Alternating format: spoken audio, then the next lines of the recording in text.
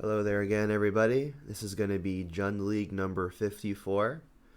Very recently, this player, I believe it's pronounced COLDPIER, top 8'd a challenge, and this was their exact list. So I'm just going to do exactly what they're doing and then see if it works for me. Obviously, their mindset may have been to tune the deck for a specific meta that they expected at a challenge, and typical league play may not be represented by a similar meta, but it's got to be similar to some extent. So let's just run it and see what we can do. I'm going to, I guess, go over my initial thoughts. Not entirely sure why this person was electing to play 3 copies of Wooded Foothills and only 2 Verdant, but we'll see if it benefits us. We are playing 4 Lightning Bolt, so getting basic Mountain against the faster decks may be applicable, but still playing 6 1-mana hand disruption spells and even 2 copies of Fatal Push in the main, which would incline me to want black sources untapped on turn 1. So we'll see how that works out. I am also slightly skeptical of the engineered explosives in the sideboard, with also playing Bloodbraid Elf, because obviously it's the non-bow to cascade into, but that's kind of a corner case, and then the matchups where explosives come in, maybe Bloodbraid even just comes out, which would make some amount of sense. Our card advantage packages today are 2 copies of Tireless Tracker, Seasoned Pyromancer if you want to count that, obviously Bloodbraid, and then Kroxa. Only playing 2 copies of Liliana of the Veil, which is kind of surprising to me, but it worked for this person. Maybe the mindset is it's pretty great in a few matchups, but in maybe about 50-50 or more than 50-50 matchups, it's just mediocre to not good, and maybe that's the reason for having fewer than 4. Who knows? But I mean, the rest of the list looks pretty stock. The 2 spell bombs in a meta where the graveyard is often pretty important makes sense. And then I like Abrupt Decay over Assassin's Trophy. Not sure if I like Abrupt Decay or something like Dread War, but I mean, Decay can hit things like Small Teferi, which is nice.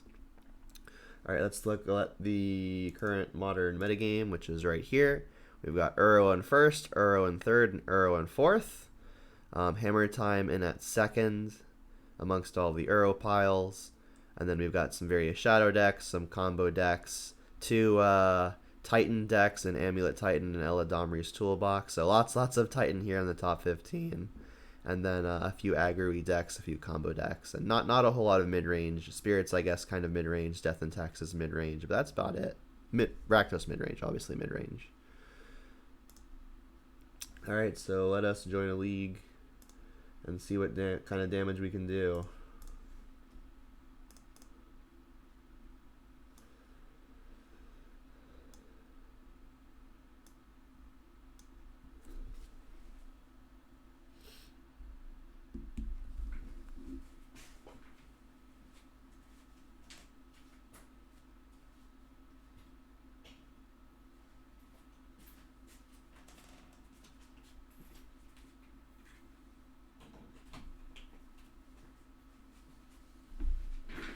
Also, apologies, I realized I don't have my camera turned on. Let's get that set up.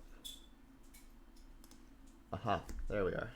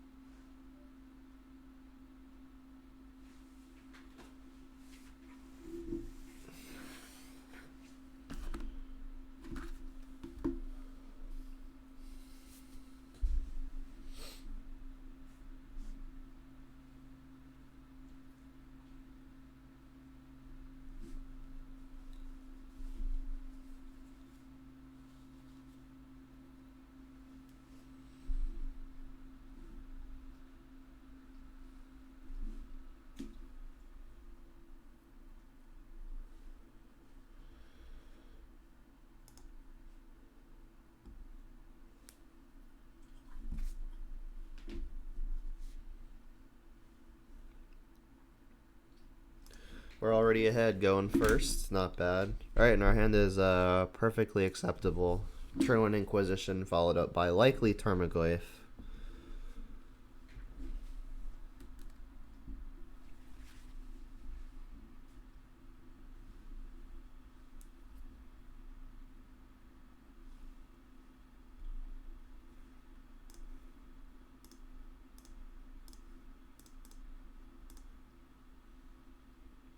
playing against Dredge. Not a great matchup, but we get to take their only payoff, which is nice. Or, I guess their only enabler. We've got 2 spell bombs in the main to potentially combat a busted start.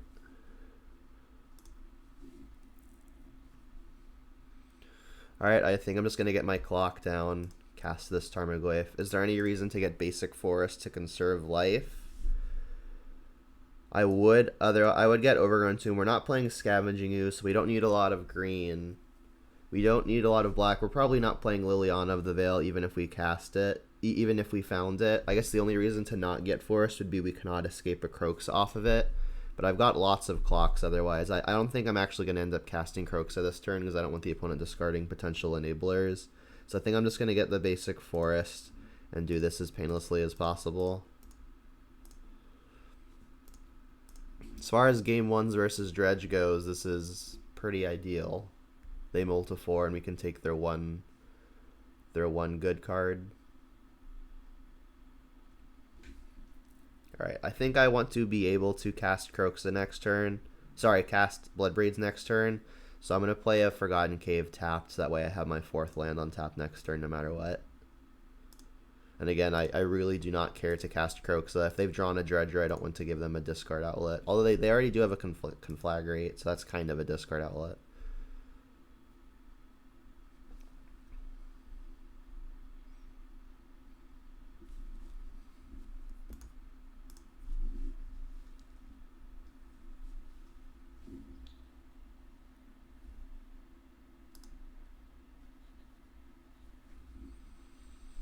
And again, I'm going to try to do this as painlessly as possible, so I believe I'm going to be playing the Verdant Catacombs for a basic swamp.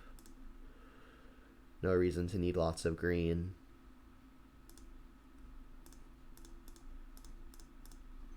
And then right now I'm just hoping for an additional piece of pressure. Croxa, huh? You know what, I'm going to go ahead and cast it. Reason being is they do have a Conflagrate, so like at a certain point you gotta figure that they would have just cast Conflagrate for 0 to enable a discard outlet by just putting the card into their yard, but they haven't. Yeah, they didn't discard a Dredger. So yeah, I guess I should have had the read slightly earlier that they didn't have a Dredge card, but I mean them knowing that they could put a Conflagrate in the yard is still slightly worrying. And we also add Creature for Goyf as another cool consideration. Alright, not every day you pick up game 1 versus Dredge, but it is his hat is happily welcomed.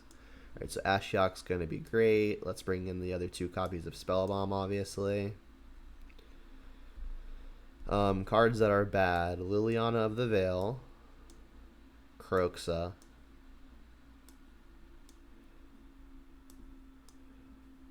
I mean that's a clean 4 for 4. Is there a sideboard card that I would want over a card I currently have in the main deck? Hand Disruption is, I think, probably fine. Like it's good on the draw. I can still take the 2-mana enabler and Cathartic Reunion, but when the opponent is on the play and they can get their Haggle or Shriekhorn down, they're slightly worse. I don't know that I want like Fatal Push over it though. Ancient Grudge has the potential at killing, I guess, like a Shriekhorn if it still has counters on it, but that doesn't seem great. I guess Explosives has some potential, but I'm not sure what I'd want it over. And again, I'm wary of the non-bow of Bloodbraid and Explosives. Maybe it's just worth it anyway. Is it better than, like, say, a Fatal Push? It's honestly probably better than, like, a Fatal Push, because at least this can kill multiple things if I need to clear some blockers. Let's try 1 and see how we like it. Obviously 1 is not an ideal number if I'm hoping to see it, but I'm not necessarily hoping to see it. I'm also not going to be particularly upset if I miss out on my 1 copy of Fatal Push that I took out. Alright, obviously cannot keep this. This is better. So if the payoff is Cathartic Reunion, this hand's going to be great. And I think I'm just going to bottom the Wrenn and 6 here. I have the kind of dream curve of Inquisition, Tarmogoyf, Ashiok. I think I'm just going to keep all the cards that guarantee that.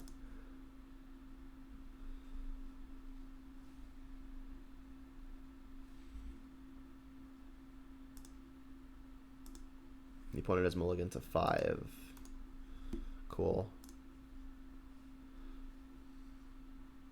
So yeah, crossing my fingers that the payoff is Cathartic Reunion.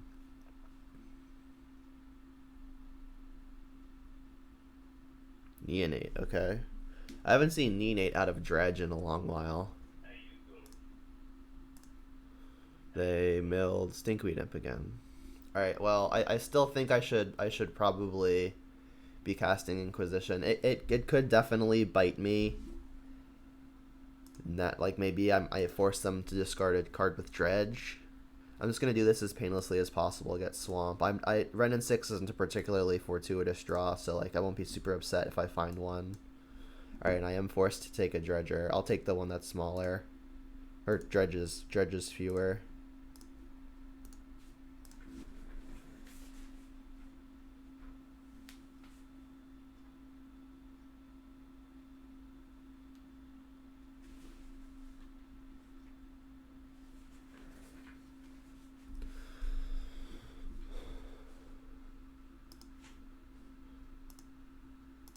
So,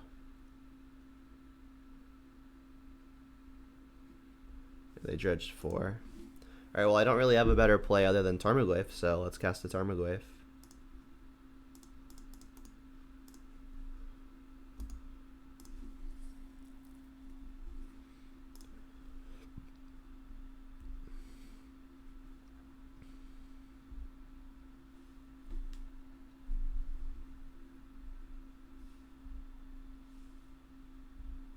Sure. Alright, so the opponent has Loamed. We get to stick Ashiok here, and that's going to be excellent. I'll attack first.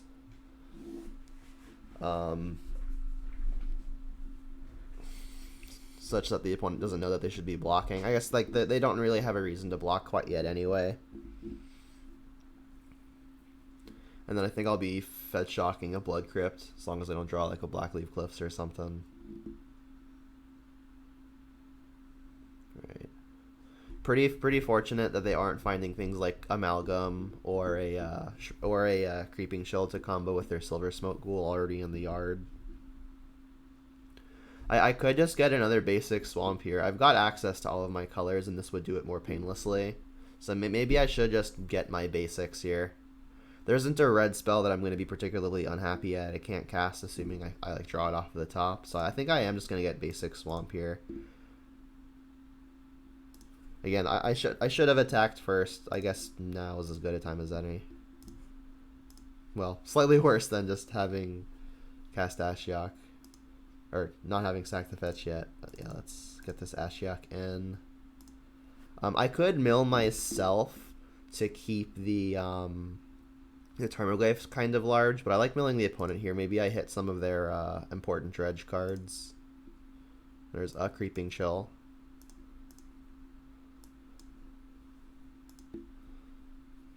So they can attack this Ashiok for 2.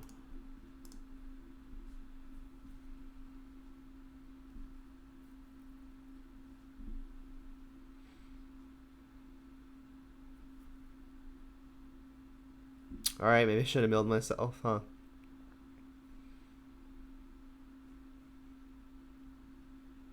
Alright, there's a Blood Braid. That's pretty much ideal. I'm going to leave the Ashiok at 2 for now. I guess, like, in the event I hit another copy of Ashiok, I will have wished that I activated this one first. I mean, but so like if I hit a removal spell and kill an Archamoeba, I get to keep the Ashiok around though, so I think it's probably worth not activating Ashiok because the odds I hit removal are higher than I hit another Ashiok. And there's removal.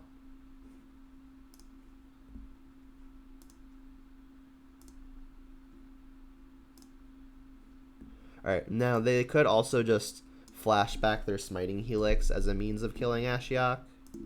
So for that reason, maybe I should just kind of cash in this Ashiok anyway. But, I mean, not using the Ashiok means that they have to use their entire turn on the Smiting Helix. They don't have a card with Dredge in their yard. Would also mean that the Ren and 6 gets to survive to kill their next copy of an Archamoeba.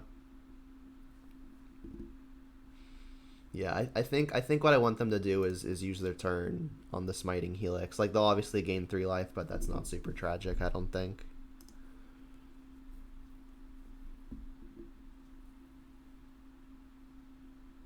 Like if there was a more meaningful card in the sideboard, sorry, in the graveyard, I think I'd snap off the activation. But yeah, if they have to use their entire turn to get the Ashiok off, I'm probably fine with that. Killing that. Sure.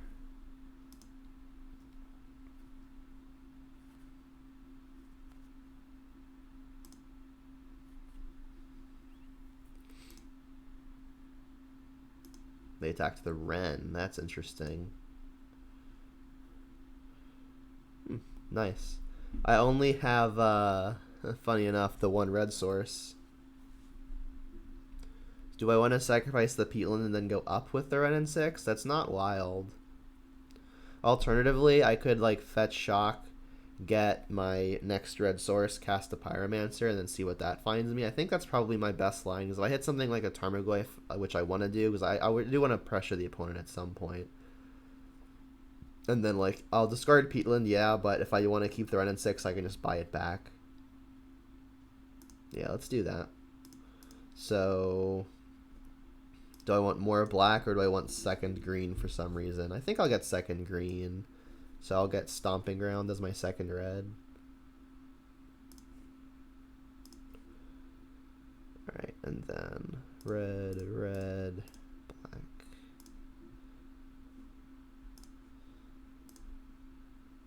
Alright, we found a tracker. That's good too. So now the question is, do I want to keep the Wren and 6 around? I think I probably do. Like killing a Narcomoeba for a Wren and 6 doesn't seem particularly attractive. Alright, and then I'll keep the Ashiok around. Interesting to me that they attacked the Wren instead of the Ashiok. That might just mean they've got some kind of burn spell in their hand, maybe a Conflagrate. Although we did already exile a copy of it. Alright, now they're going at Ashiok. Maybe it was also just like a misclick, you never know. Alright, and now to keep the Ashiok alive, I can use the Wren and 6 to destroy the Narcomoeba. Wow, that was really good. Alright, so to prevent shenanigans, I think I'm just going to get this into play first. Cool.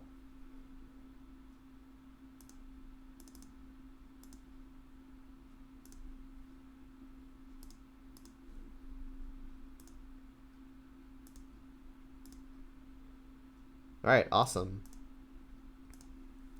To a Dredge. That's a nice start.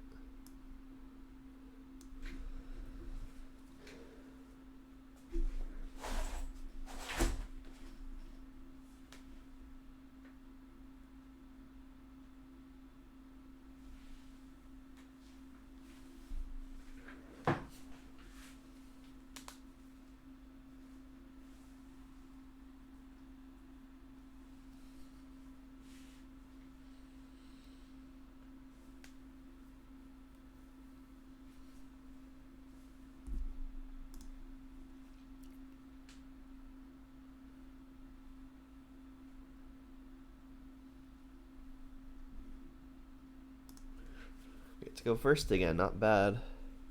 Alright, we don't have a fetch land to combo with the Wren and 6, but I mean we've got Bolt, Tarmogoyf, Wren and 6, which is gonna be good a good amount of the time. So let's keep. The first awkward decision is, do I want to shock for the Lightning Bolt? We're playing 2 Blood Crypts instead of a 4th Blackleaf Cliff, so here's an instance where I wish I had the Blackleaf Cliffs. It's gonna be pretty awkward if I don't have the option to Bolt. And I wish I'd played a 2-drop, but I mean, if they play a 1-mana creature, it's more than likely an X1, and then Wren and 6 can take care of that anyway. So let's just get this down.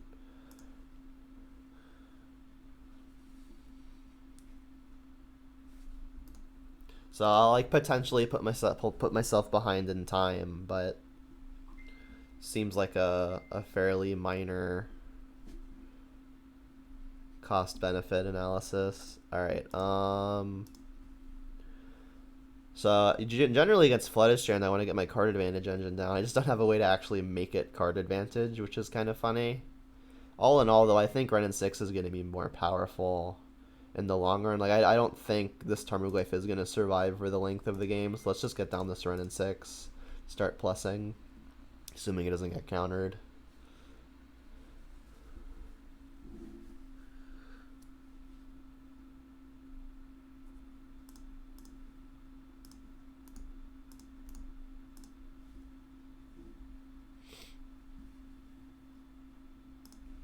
And then next turn, continuing the card advantage train idea, I can Liliana discard a land and buy it back with the Renin 6.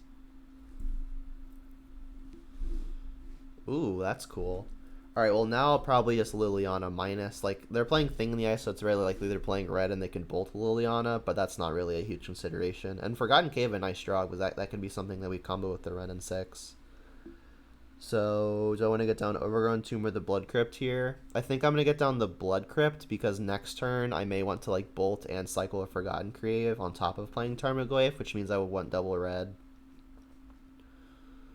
So, yeah, I think I just want to get the Blood Crypt down.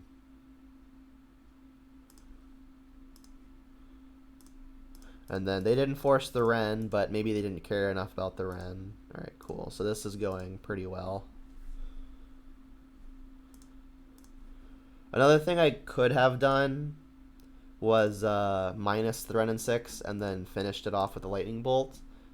Finished off the thing with the Lightning Bolt, but I like getting the second Planeswalker into play, and this also doesn't multi for one myself, if you consider negging a Planeswalker a card.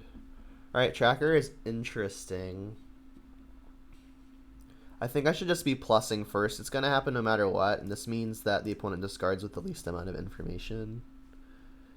And then I guess I will discard Forgotten Cave with the intention of pretty much immediately buying it back. There's an argument to discarding Overgrown Tomb instead, just so the opponent doesn't know about the potential engine that I have.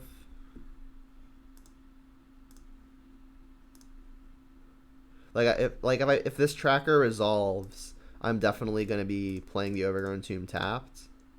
So like there's a consideration that I didn't have to give the opponent the information that I had the cave, so maybe it is just correct to discard the tomb.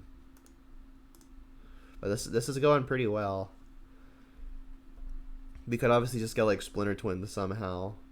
That's fine. Alright, so they can kill Liliana here, but Renin 6 can take care of the Borrower pretty easily. Maybe they attack the Renin 6 to bolt it. Who knows?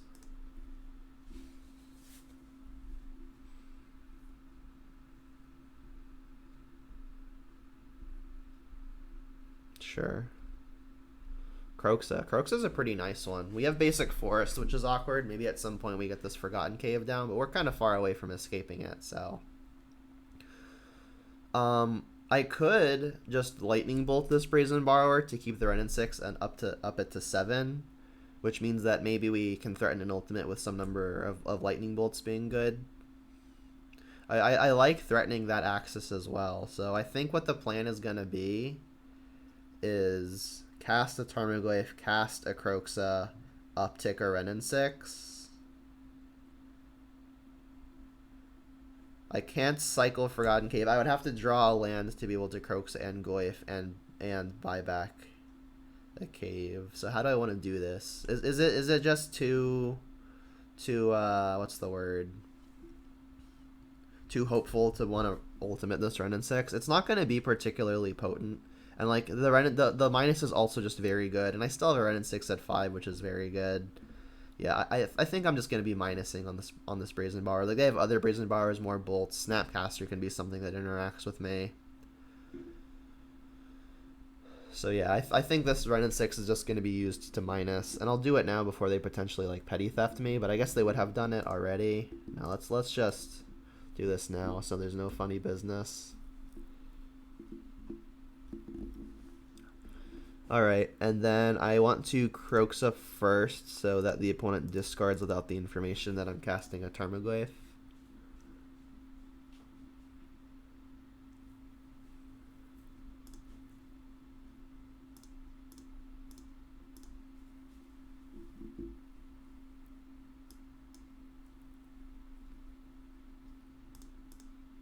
This could get countered, but not a huge deal. We've got red and 6 and a Forgotten Cave about to go online. So I do think this Forgotten Cave is going to be worth more just comboing with the red and 6, so I'm not going to play it. I've got 4 lands in play. It's awkward in that I don't have means to escape the Kroxa, but like I mentioned before, we're kind of far from escaping a Kroxa anyway.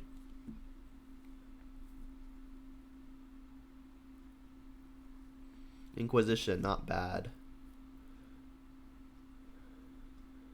I think I'm going to lead on cycling just to get more information on what I should take with an Inquisition.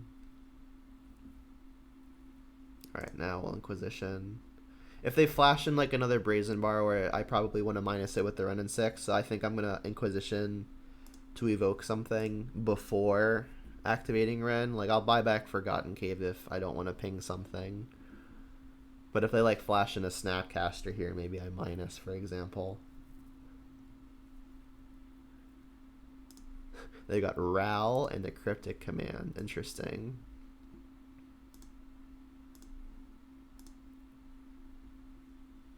Alright, and I could just cycle this now, but let's attack.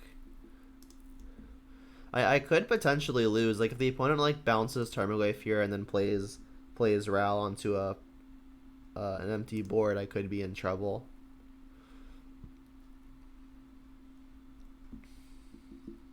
Yeah, let's cycle now. Maybe we hit a land drop. I mean, this puts down Lightning Bolt, but there's not really anything that I know about that I would be wanting to bolt anyway. This is just better if I hit a land here.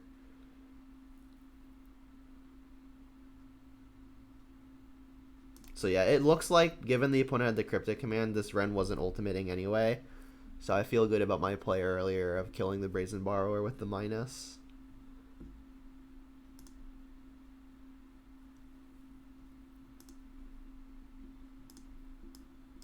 So it looks like they're just trying to hit their 5th land. They bounce Drew here. Alright, so if they minus with their Ral to kill the Tarmogoyf, we can then Lightning Bolt the Ral to finish it.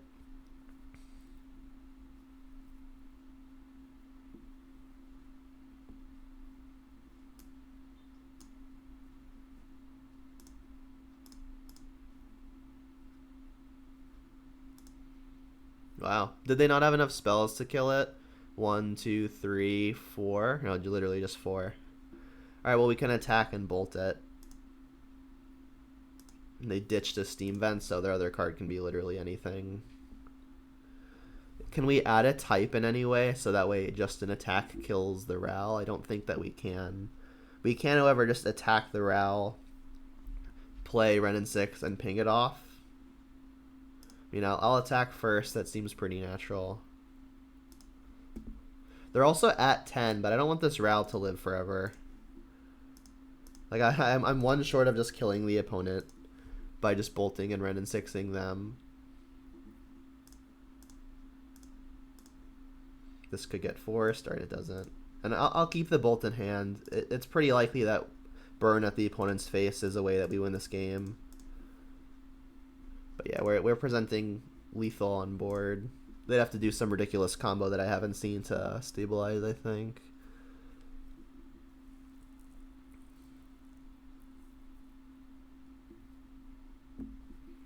Alright, I mean, we're presenting lethal. Let's just attack and see what happens. They have to be the first to act here.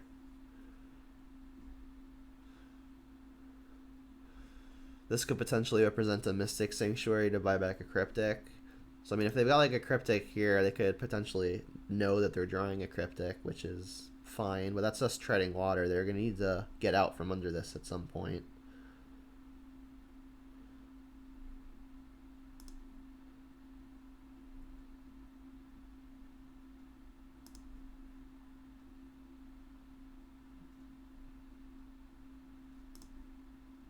Snap a Cryptic, sure.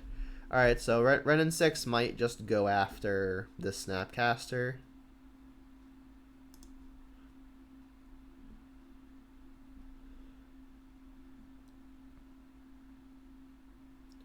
Tap, draw, yep.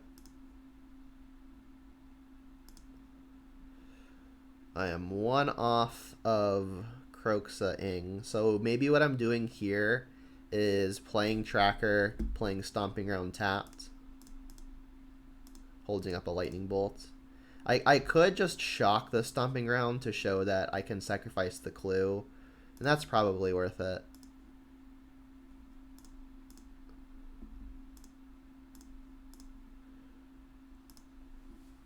I could just plus the Ren and 6 with the intention of minusing it next turn. But I mean, it's likely gonna happen no matter what. Let me just get the free removal spell now. Alright, so blue-red Thing in the Ice. Boil gonna be excellent. Fatal Push also probably gonna be fine. Don't know that Ashiok is gonna be particularly consequential. I like the spell bombs. They are playing Snapcaster. It's a lot of spell bombs for maybe only Snapcaster. Doesn't actually affect Ral. Explosive is another answer to the Thing in the Ice, but that's about the only thing that it cares about. Let's get the spell bombs in here. How are we looking so far?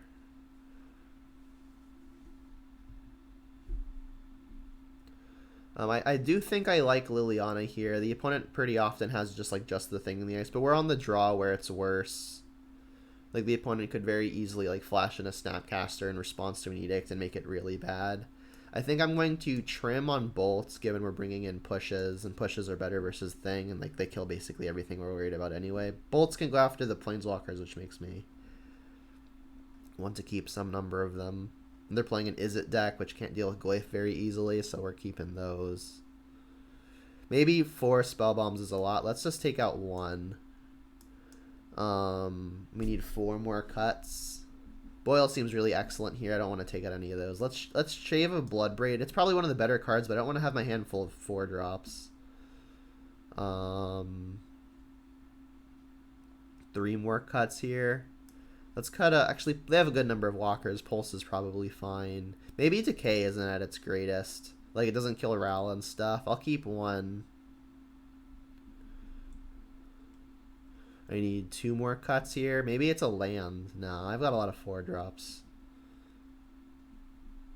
I can see Pyromancer not being excellent. It's a good card of Engine. Maybe we cut like a Liliana on the draw and just like keep the Pyromancers for a top deck war. Like maybe on the play we bring the Lilianas back. In fact, on the play I'm pretty sure we do bring these back.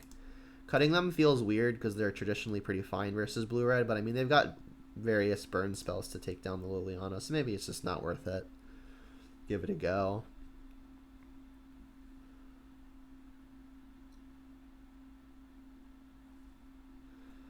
Yeah, this hand is acceptable.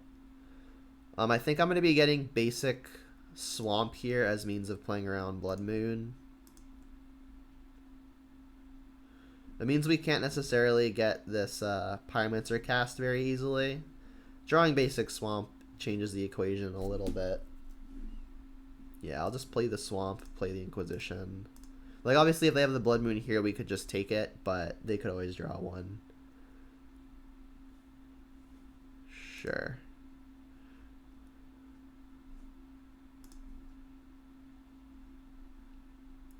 So I've got Remand, Bolt, Archmage's Charm, and a Cryptic up top that I can't touch.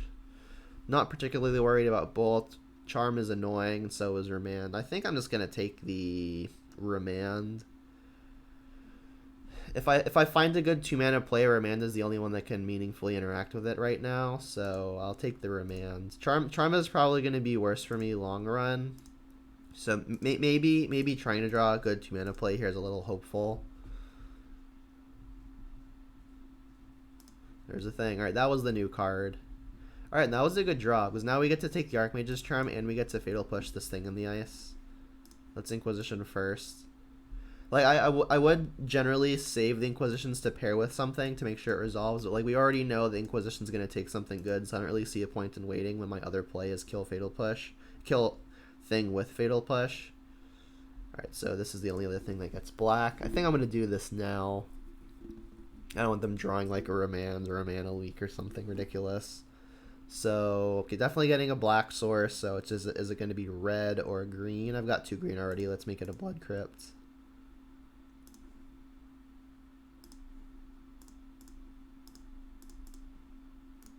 No reason to upkeep it. We know the opponent's hand. They can't respond.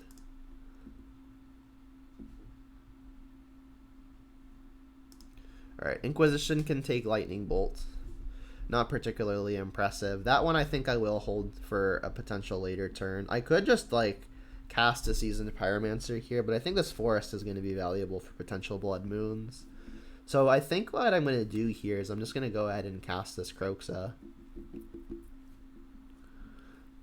And since I am planning on holding this Inquisition, I could, like, shock the Stomping Ground and cast Kroxa and then be able to cast Inquisition, but I'm not going to take a Lightning Bolt. So let's just cast a Kroxa and get a Stomping Ground untapped.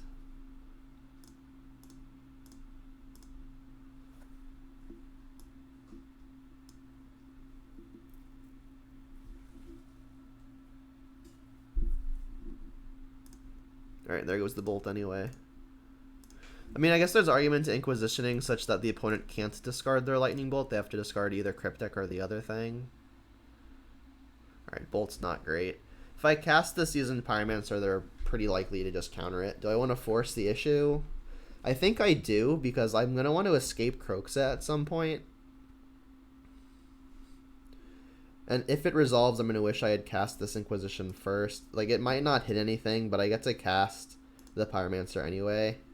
This would give me one less Elemental, but I doubt an Elemental is going to be super consequential. Alright, well, I guess here comes their first Cryptic.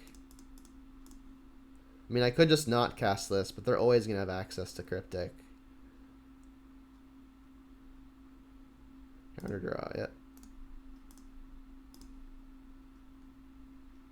So I don't want to see, like, land Ral here. That would be really bad for me.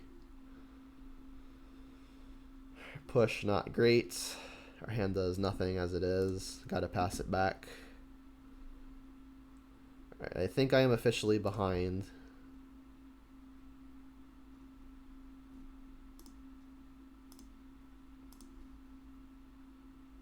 Run in 6 is good, but that's pretty likely to just get countered.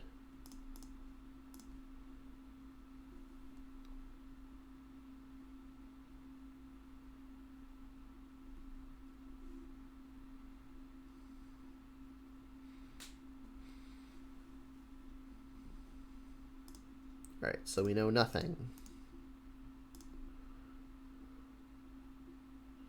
I mean, we do have means of pressure in our graveyard, but we're missing a mana source for it.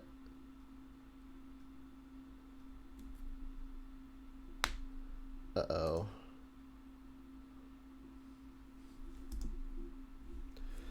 So I've only got one other Lightning Bolt in the deck. I don't think I want to bolt this and then hope to draw another bolt. I mean, I guess I could just draw the other bolt first and then double bolt it. Pulse is another out. Decay is not a pulse. Alright, we're definitely going to lose to this Ral. To note, I mean, if this Decay were a trophy, we'd be getting rid of this thing.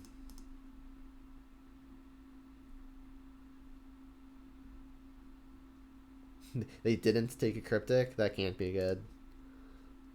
They must have gotten, like, a Snapcaster or something. Yeah, they can snap Cryptic here. It's got to be a Snapcaster. Yeah, I don't think we can ever beat Snapcaster Cryptic. I think I'm going to exile the Pyromancer here.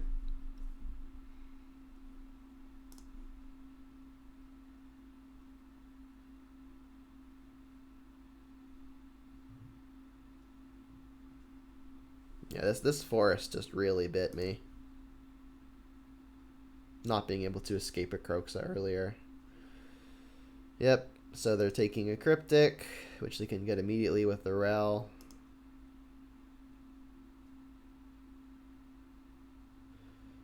Yeah, I think 5 turns ago we were ahead, but they drew better than us. Like, we needed to just hit, like, a land, but we drew all the cards that kind of just did nothing, which might just be a sideboarding error.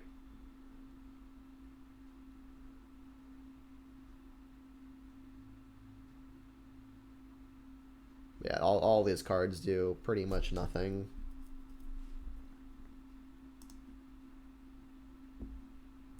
Alright, well, maybe that converts them. Gonna attack the Ral to keep it off ultimate. Gonna try to, at least.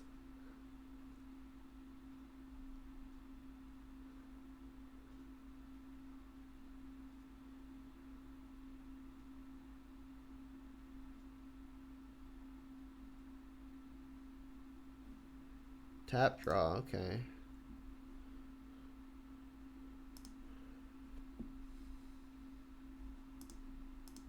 This takes me off of the ability to cast Lightning Bolt. And that I don't have another red source.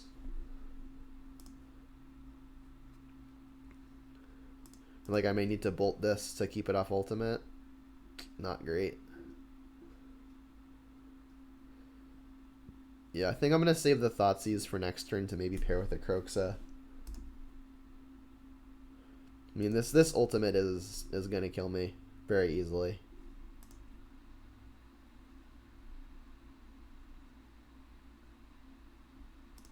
So whenever they cast something to deal 5. Oh, 4 to any target and draw 2. Okay, that's not good.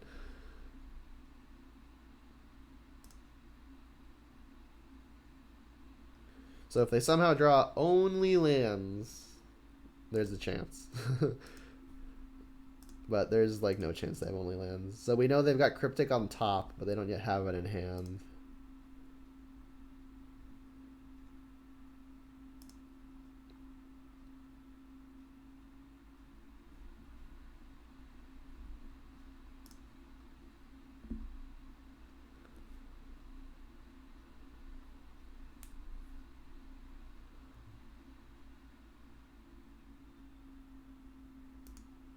Alright, I've seen enough.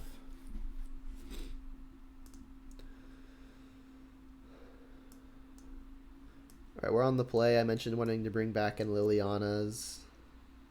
I think I'm just going to cut some Fatal Pushes. Like, Liliana is pretty good against Thing in the Ice when we're on the play. We saw drawing a Fatal Push there was just, like, absolutely the worst. Maybe for the same reason we have Liliana, we no longer need Decay. I mean, Decay can kill things like Blood Moon. It can kill their things. It kills a few things. I think this is probably fine. I could Ashiok as a means of turning off both Snapcaster and Mystic Sanctuary. It's interesting. It doesn't apply any pressure on its own. It might just be better than like the Decay though. Like, do we just play the 1? I don't think this Ashiok is necessarily better than anything I've already got in the deck. Let's do this.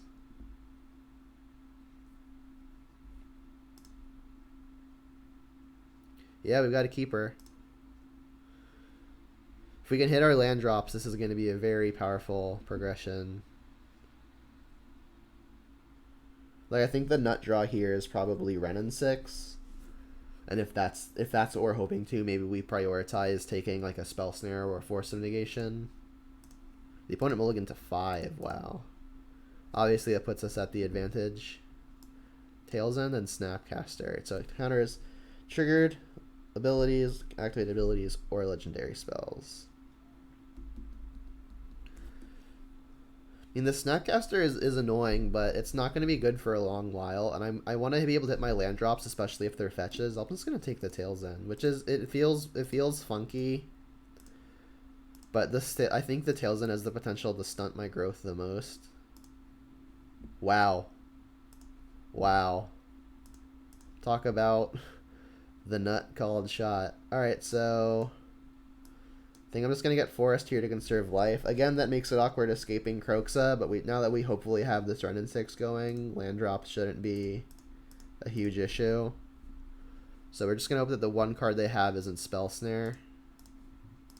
Excellent. All right, we're in a good position now, I think.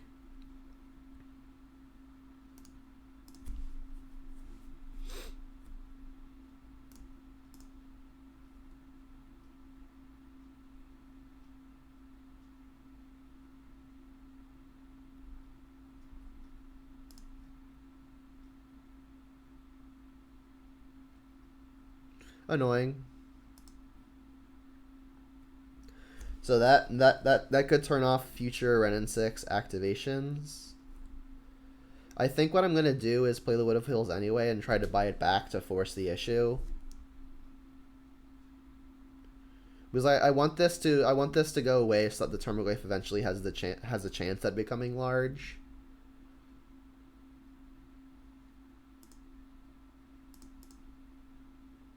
And do I want to shock here or get a basic mountain? I don't think I want to get basic mountain. I think I want second black, probably want another red. So do I just get a blood crypt here? I'll have 3 red, 2 green, 3 black. That seems fine. I would have to shock to hold up a push. It's unlikely I want to have a push held up, so I'll just get a blood crypt tapped. Alright, and then maybe we force the issue here. No? Okay. I'm not going to not cast the Tarmogoyf.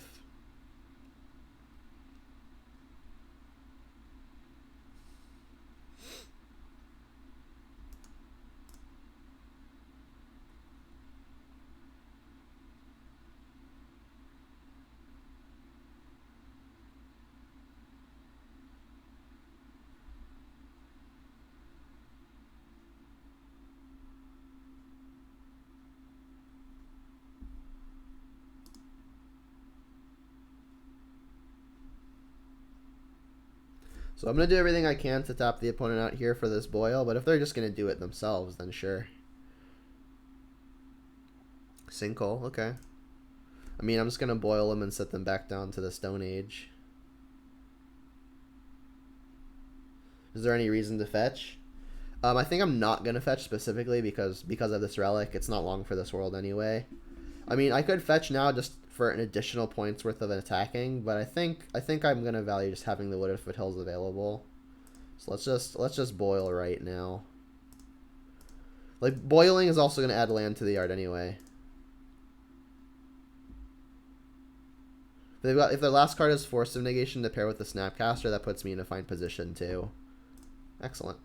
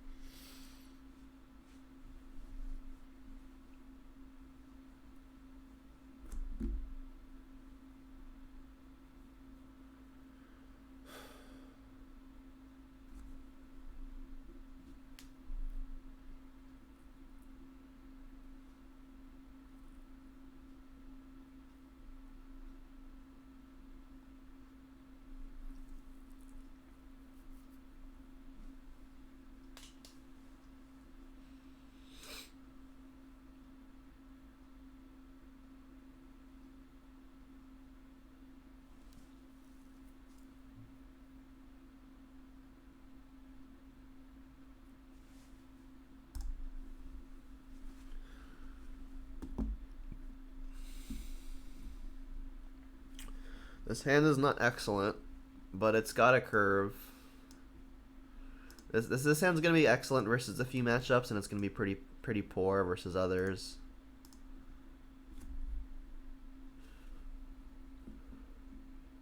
Alright, well, Spire Bluff. This could be like Fetchless Storm or something.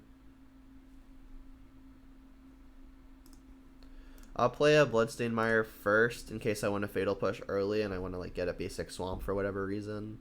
Like, this could still be like Blue-Red Blitz, in which case my life total could be relevant, but it's more likely Storm or something like that. Alright, and it's Storm or something like that. Alright, I do want to Fatal Push this thing here.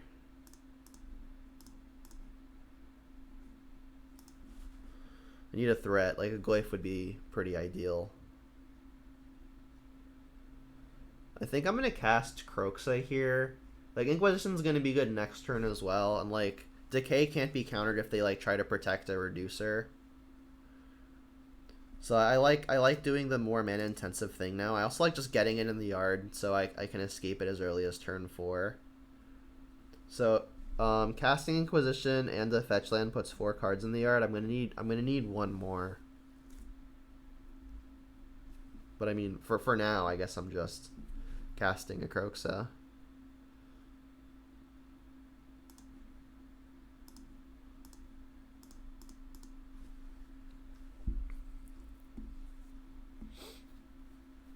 And like, I think this order is also beneficial because again, they're going to be discarding without information. If I Inquisition first, next turn they can make a more informed decision when the onus is on them to make the decision. So I think this order is going to be good.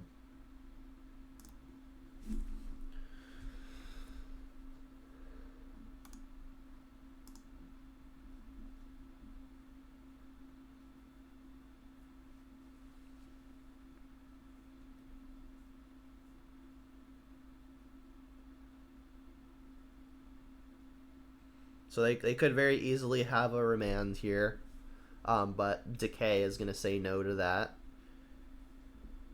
So I think I'll lead on that, because if I Inquisition and they remand that, I still want to kill the Decay and have had this Inquisition resolve, so I think Decaying first is natural. And then I can shock in a Blood Crypt. So Decay here, proving better than Dreadbore in this spot.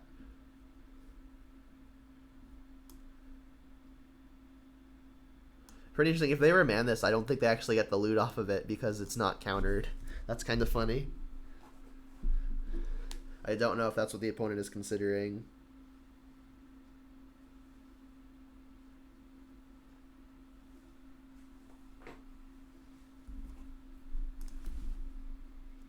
Alright, and then Bloodbraid, obviously a good draw. I hadn't mentioned that yet. So next turn we can escape Kroxa if we want. So they've got Grape Shot, Remand, Serum Visions. I'm going to take the Remand here because I think Kroxa is going to be the more impactful threat. So I'm going to go for that next turn. And Remand obviously interacts with that poorly for me.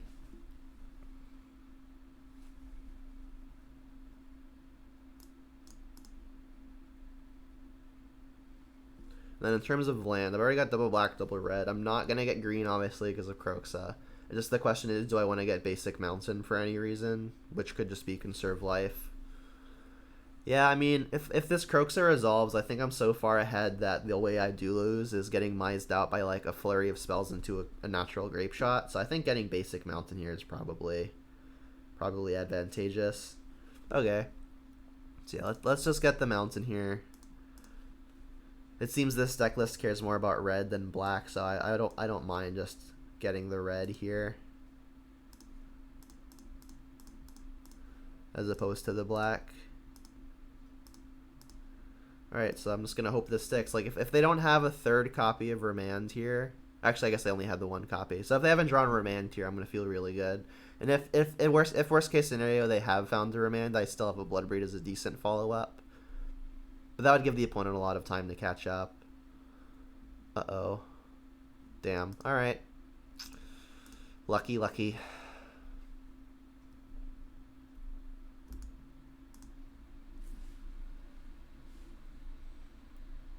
Yeah, if the opponent doesn't have Remand there, I feel really, really good.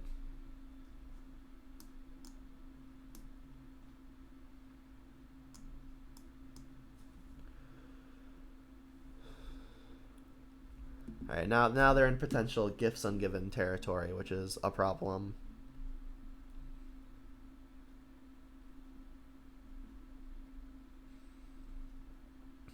So I'm gonna hope this Bloodbraid hits a piece of disruption. Because like clock isn't necessarily what I'm missing now, so I mean land's bad. I'm gonna hope it hits something like an Inquisition, a Thoughtseize, or I guess even a Liliana would be excellent.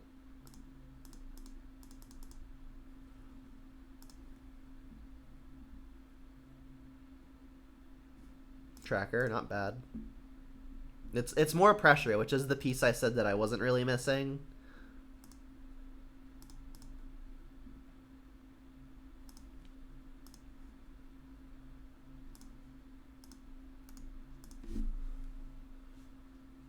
So I'm gonna hope that they don't have gifts.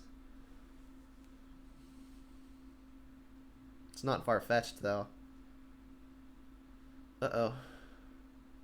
Alright, there's the gifts. Alright, so we know of a grape shot.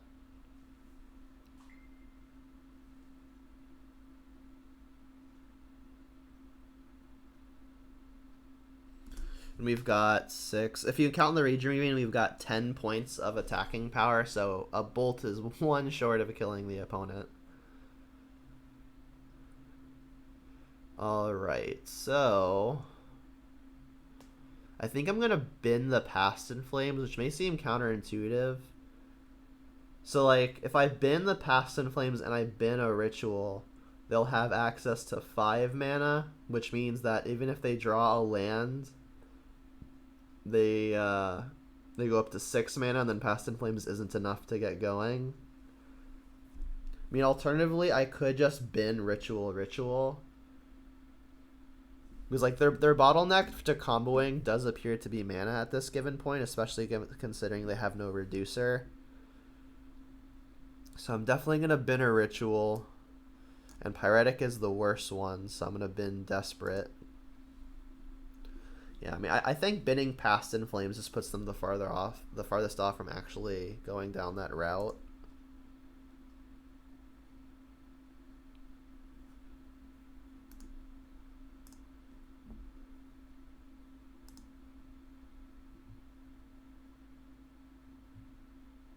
Wow, they have the reducer. Oof. Alright, so I think they get to go off here.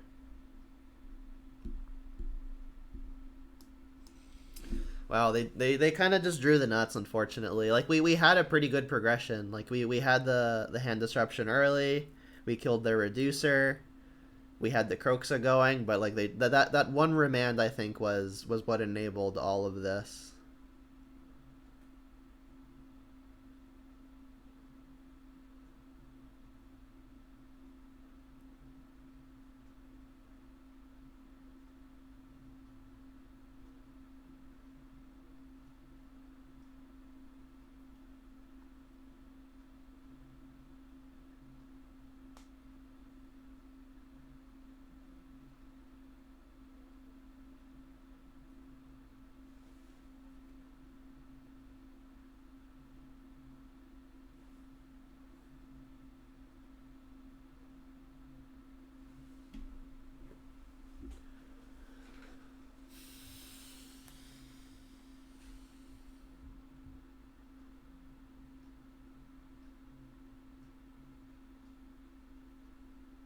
I'm gonna remand their grape shot here. Yeah.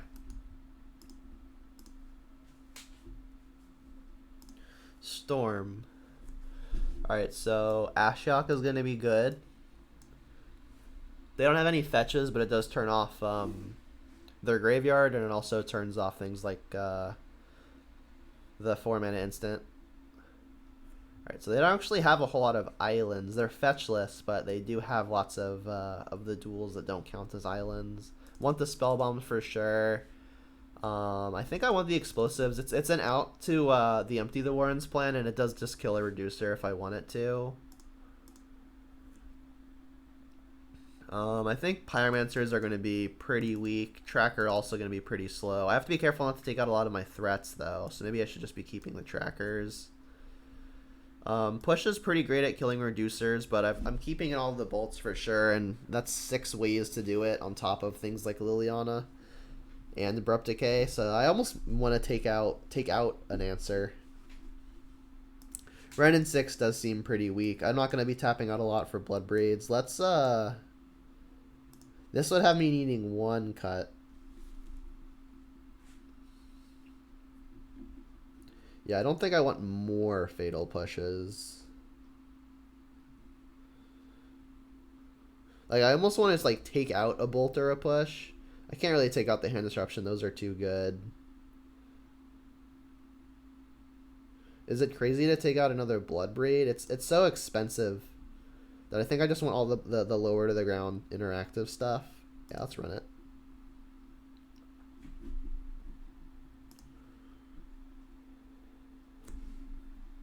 I mean, we've got to turn through Liliana. Oh, no, we don't, actually. We only have 1 black. Well, we have Ren in 6. I think this hand's on the low end of keep. Liliana on 3 is so powerful. If we can draw like an Inquisition or a Thoughtseize on our first draw step, we'll be pretty ahead, I think. I think this is the low end of keep. Like I mentioned, not wanting to have too much top end, and then here it all is, kinda.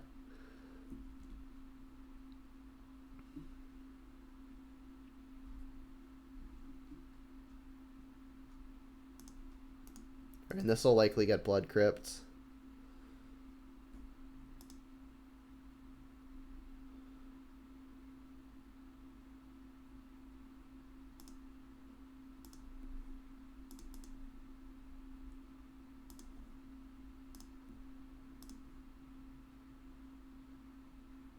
Not good.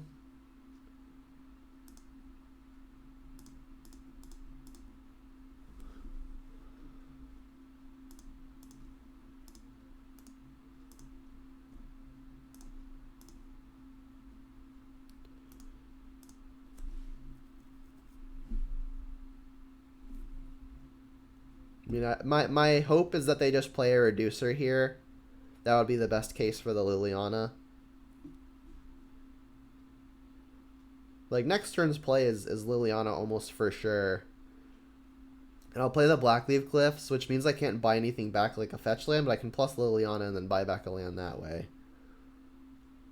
And they know about the Foothills, so that's likely going to be the one I'm discarding.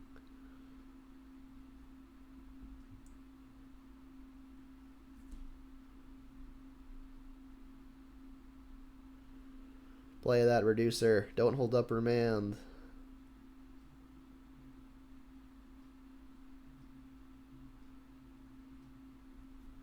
Damn.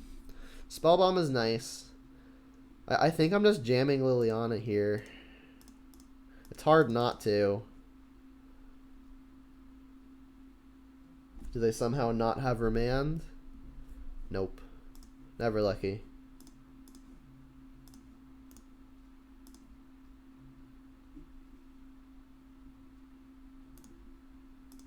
So, I mean, Spellbomb is nice in that it's going to be a lot harder for them to go off from the graveyard. But, I mean, if I don't have a means of pressure at the same time, then it might just be in vain. Because, like, Disruption is nice and all, but if I'm not doing something at the same time, they can just have time to rebuild.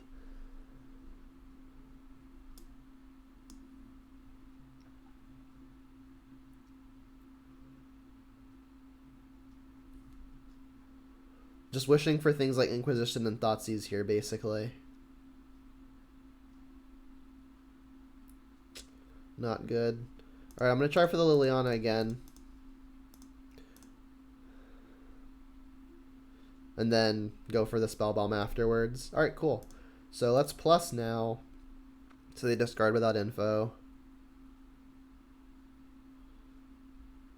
They know about the Foothills. Let's ditch that.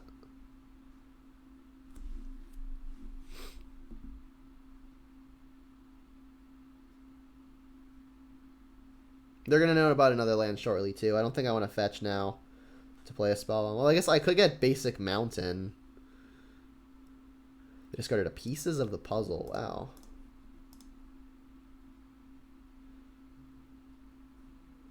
Yeah, let's get a Mountain.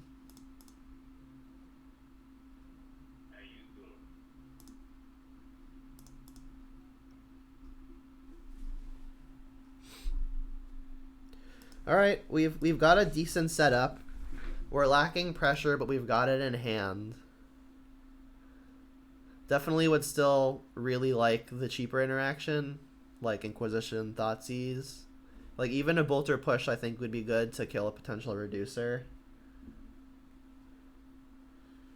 It's like another Pieces. Aria. All right, that's a way I could lose. They have a lot of cards in hand.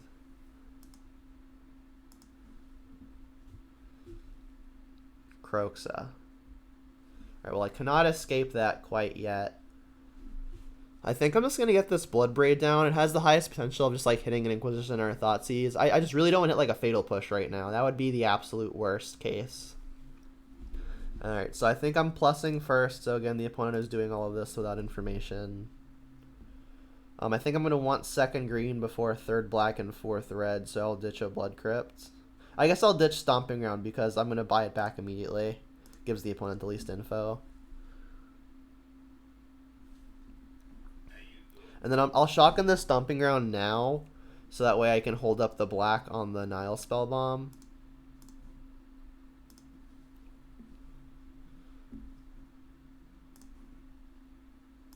And then again, really hoping for Inquisition or Thoughtseize here.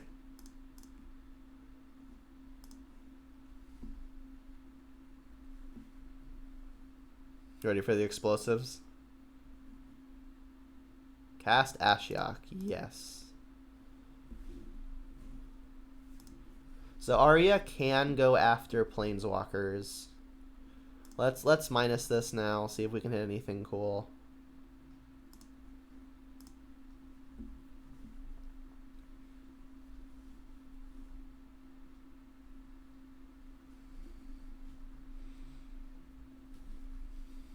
Not really. Alright, so I'm afraid of the Arya. For sure. This thing is gonna like mow down my Planeswalkers.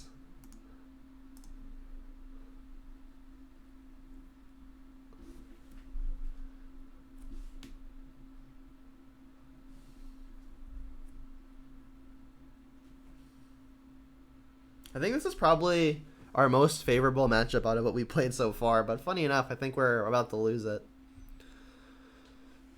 As a means of killing the Arya, I've got Pulse in the deck, I've got Engineered Explosives in the deck, I've got Abrupt Decay in the deck. So, I mean, we've got 5 outs to it. Liliana Ultimate also technically an out, but I don't think Liliana's going to get that far, unfortunately. We're threatening Ren and 6 Ultimate, but as far as the opponent knows, the opponent doesn't know it's not good right now, but we know that it's not really consequential. I guess I am thankful that the opponent has been missing land drops, because that might bottleneck the ability to go off with Arya, but they could also just as easily have rituals.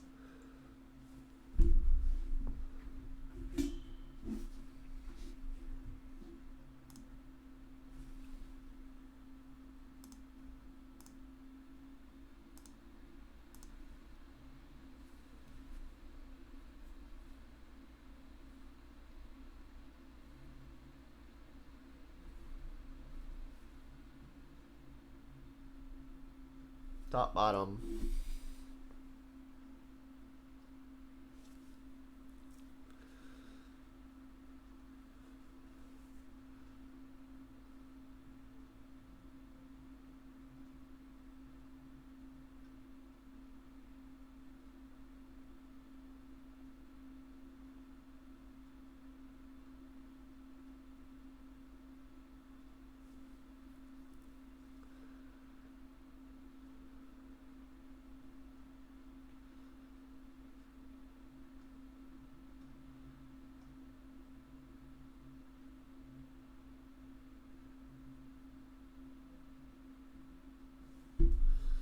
They really care about this Ren, huh?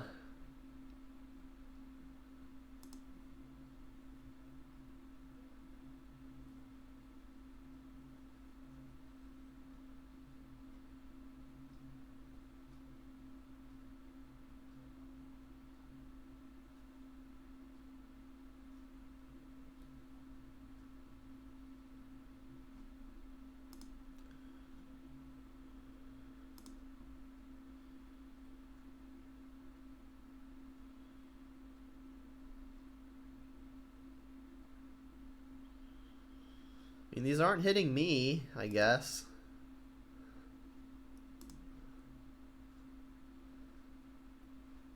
They made red with the Morphos? Oh, can I have another one? Sure. That explains it.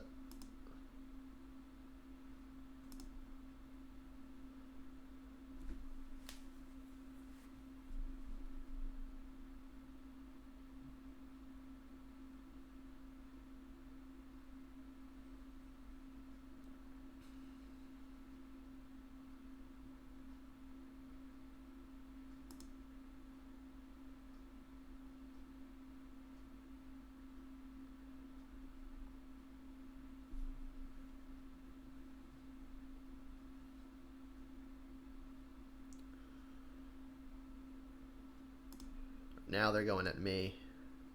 Scary stuff.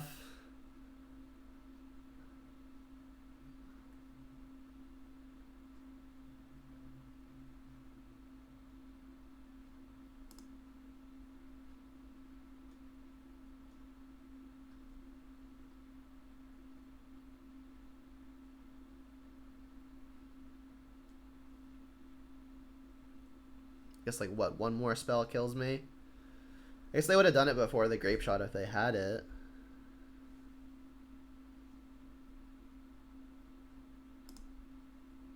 Oh, the remanding grape shot. Yeah, that'll do it. I am just dead. That Aria did the thing.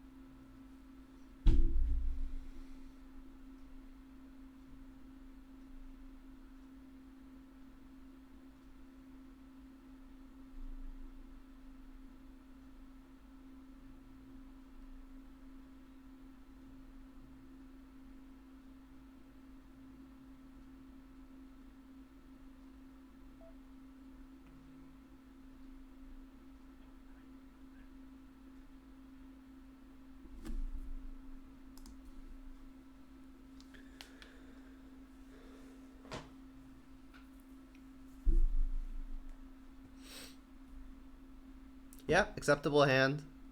Our actual pressure is a little on the high end of the curve, but Terminal Inquisition into some follow-ups is hard to pass by. Spellbomb not bad. No mana, tithe me, please. D&T. So they do have the combo of Ghost Quarter and Leonin Arbiter. I've got a lot of fetches, unfortunately. This hand is very good versus what I've got going. Maybe I should have, like, thinking that it was D&T off of basic planes, like, fetched first, so that way I'd be less inclined to take a Leonin Arbiter. I kind of have to take the Arbiter, but then I'm weak to the Stoneforge and potentially the Thalia. It feels bad to take it, but my hand is set up to absolutely get demolished by it. Like, maybe I, like, have the idea that they're gonna just cast the Stoneforge of the Thalia before the Arbiter anyway, so, like, maybe then I could kind of take that gamble.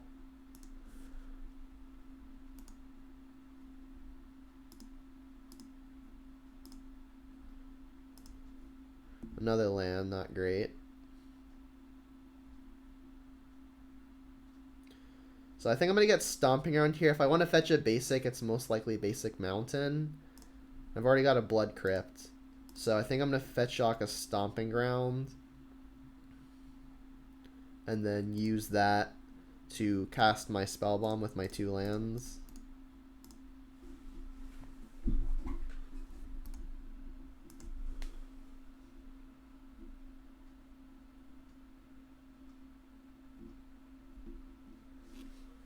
The Mystic.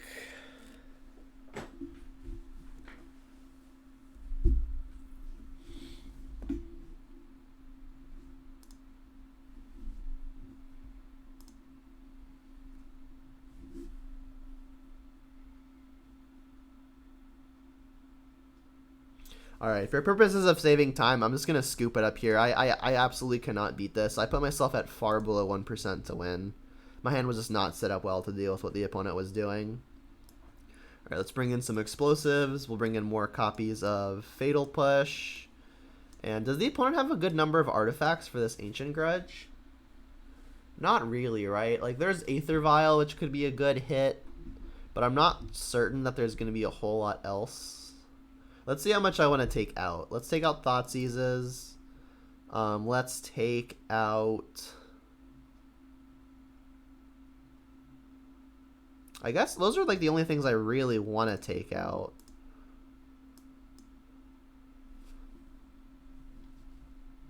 Like, I could 1-for-1 them for days, so maybe I shouldn't just be 1-for-1ing them for days.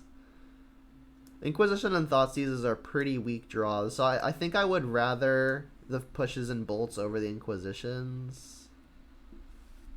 Everything else seems fine. Please don't cascade into an explosives. Yeah, I don't think I'm going to play this Ancient Grudge. You know what? I think I can take out Spell Bomb. There doesn't really seem like a good spot for Spell Bomb. So, like, in that case, maybe the Inquisitions are just better. Yeah, it seems fine.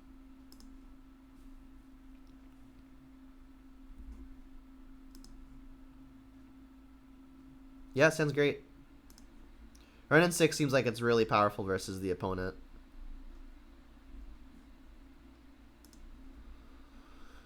I can't cast Renin 6 on turn 2 unless I play Ravine on 1, but I think Inquisition on 1 is going to be important enough that I should just Inquisition on 1.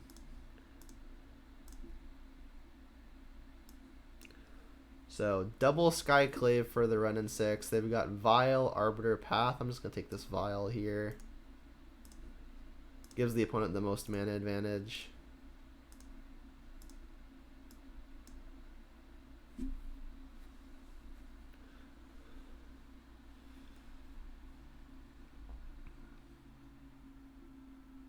Alright, backup Renin 6 is nice. Like, we know they can Skyclave the first one. No 2-drop here is unfortunate. Alright, Plains is a new pickup. They drew Arbiter. Alright, well that we can bolt. Oh, we knew about Arbiter. My bad. Let's get this out of here. Ooh. Alright, so Cave is something we can begin comboing with Renin 6. Fortunately, Swamp doesn't cast Renin 6, so I can't begin cycling now.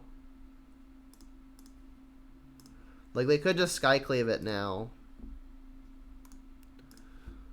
Which they probably will do.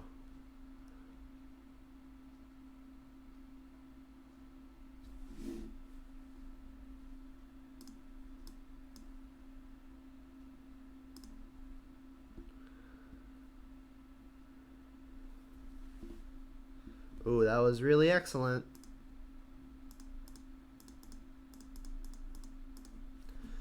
What do I get? Liliana? There's 2 of them. Pulse. That works. Well enough.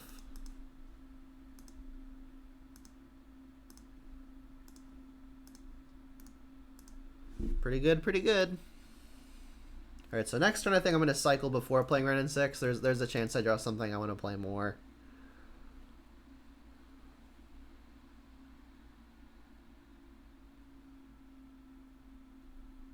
Sure.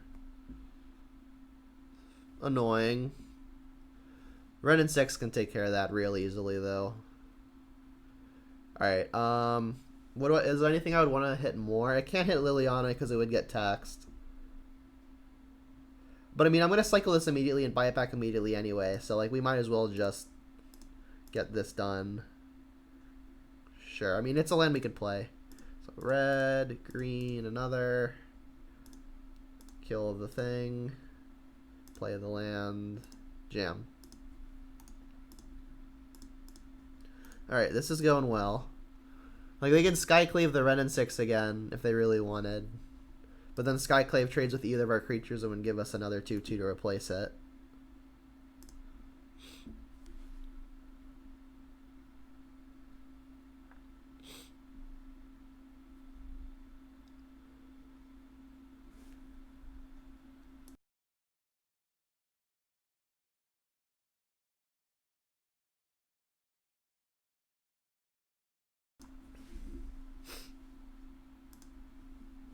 Alright, so they Skyclaved the Ren. Makes sense. They're holding up Path to Exile.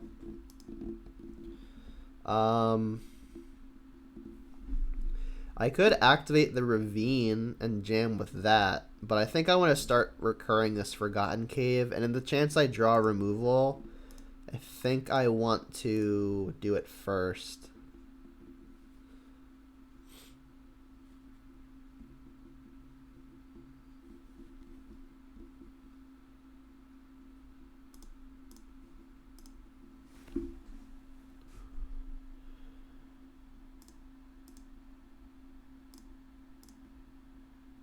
Liliana. That's a good one too. Alright, I'm going to attack first, so the opponent doesn't have any info.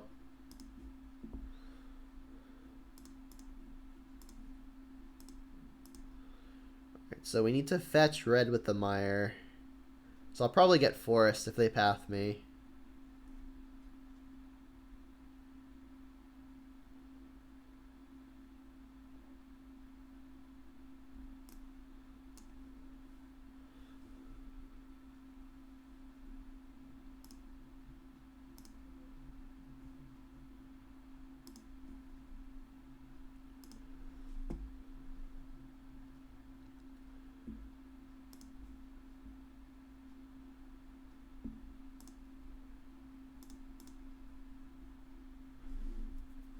Do I want to get a basic for any reason other than to conserve life? I mean, my mana is already so good that I might as well just conserve the life. I guess the other consideration is Path to Exiles, but I mean, there'll be another basic in the deck. Let me just conserve the life. I think the odds I want those 2 life points that I saved from Not Shocking, I think those are more likely to be impactful than being sad about not being able to get my, like, 9th land. Alright, good pickups.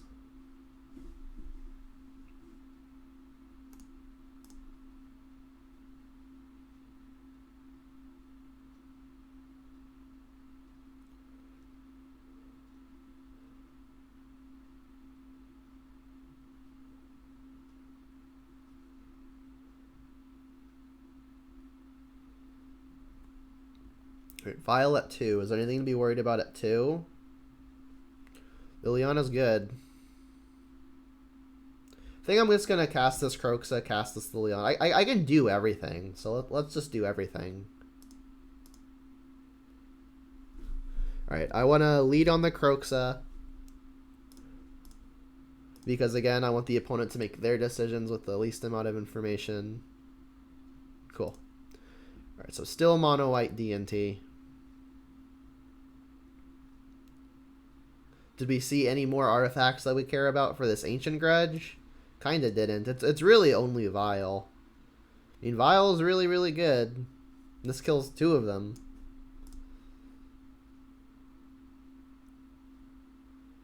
I almost think it's worth a shot. The issue is, like, I'm not convinced it's better than just, like, anything else we have going. Like, maybe it's better than, like, the 4th push or the 4th bolt, but I mean, push and bolt are just all pretty good. Let's run it back.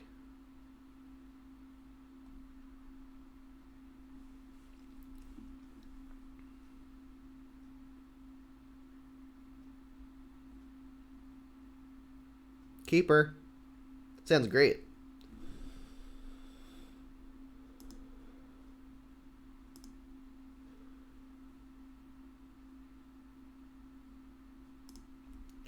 No 1 mana play. Interesting. Alright, I do think I just want to go ahead and play this Blackleaf Cliffs. If they play the Arbiter, I can just bolt it. Yeah. It'll be unfortunate if they play exactly Athalia. Because then I will have wished that I could... Yeah, okay. I can't Ren and 6 that either right now. Tracker. All right. Well, in the event that they do play a Lean and Arbiter, I think I should play this Verdant first, and then I don't think there's a way to save this at 3 mana other than like Ephemerate, but they're not playing Ephemerate, so I'll just pass. Let them make their decisions without knowing their thing is dying.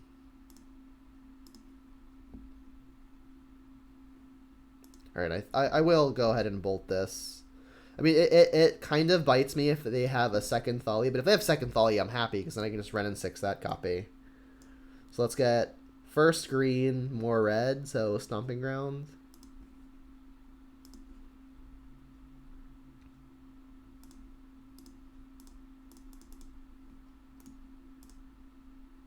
So yeah, I think the best case scenario would be they just play another Thalia.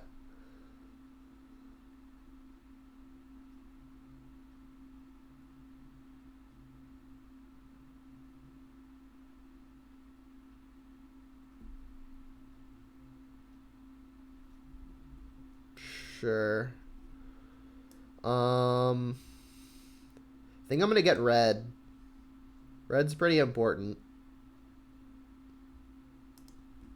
Like I've got a black source in my hand, so I'm not like super concerned. Sure. So yeah, I think what I'm gonna do now is I'll probably just red and 6, buy back a Blackleaf Cliffs, play a Blackleaf Cliffs. Like Pulse is gonna kill their Giver on any turn, so.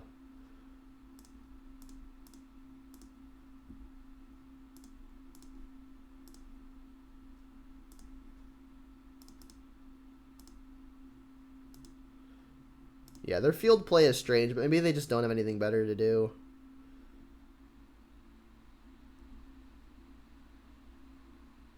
Skyclave. Okay. So I can't pulse the Skyclave. I need to get rid of the Giver first.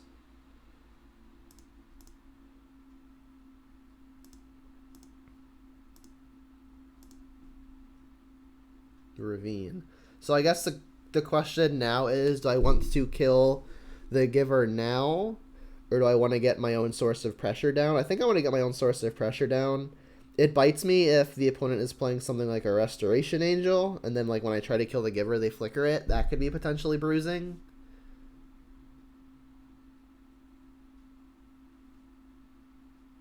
Yeah, I think I'm gonna get this tracker going. Oops, I need green.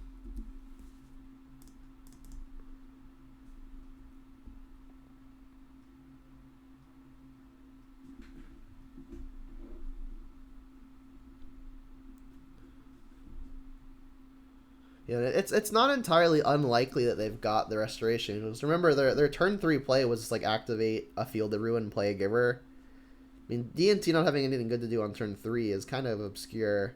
I mean, maybe it was just Skyclaves and they didn't have anything good to take yet.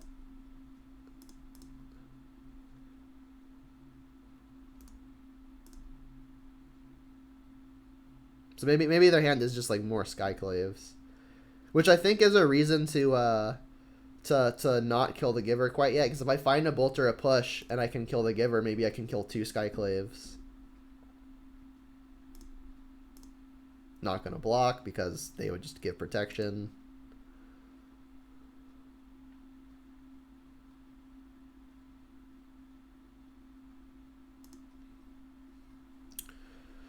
Okay.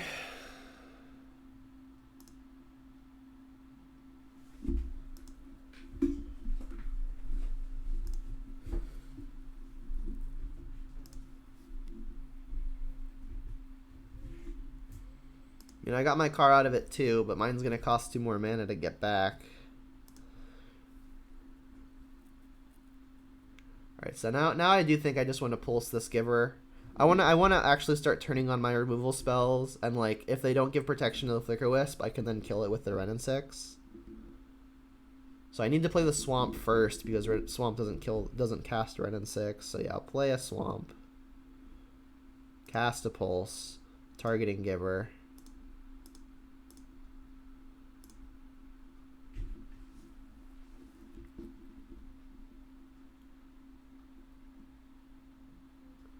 And then like if they give protection to the Flicker Wisp for whatever reason, I can just use the rest of the turn casting Tarmogoyf.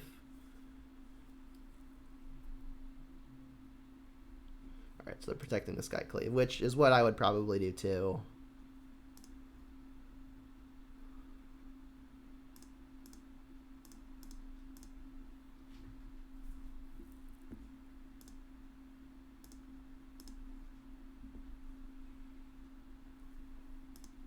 Alright, and I'm going to defend the Ren and 6, so I'm not attacking here.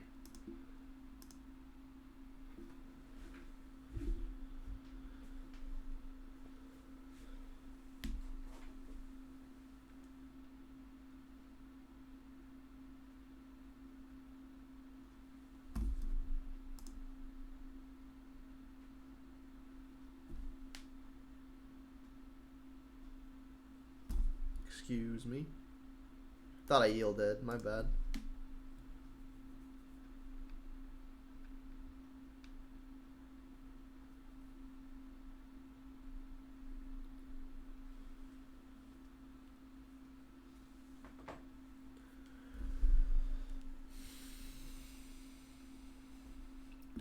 Well, our thing is blue, isn't it?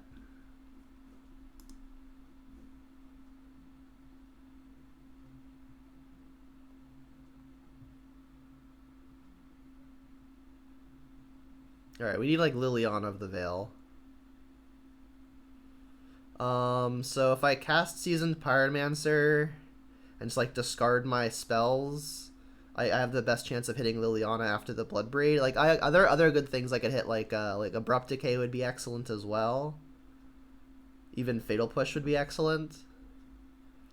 I think I just want the highest chance of hitting one of those things. I mean, I could sacrifice Clue, but I mean, casting Pyromancer gives me the most looks at it now. And I think I want to play the land to give me the additional out.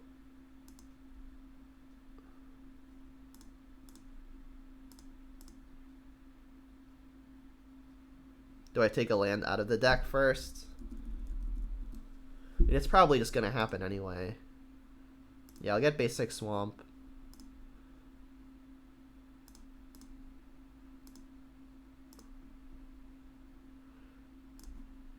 Alright, so we want to push, we want to Liliana, we want to decay. Go away full. I mean, that still just blocks the Skyclave.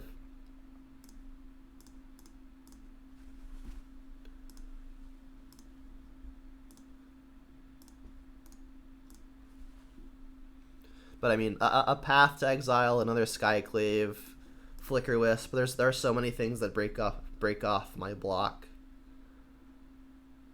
That was a big window to miss there.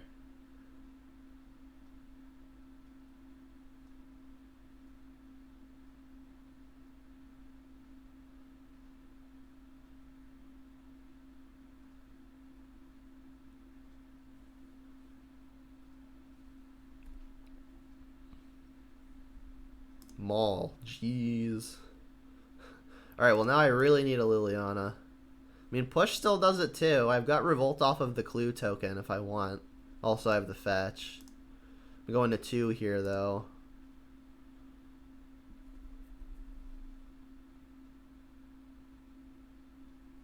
So there are 4 pushes, 2 Lilianas. Why that?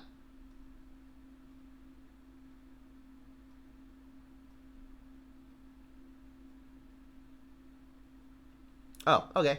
Yeah, I mean, that works too. Cool play. I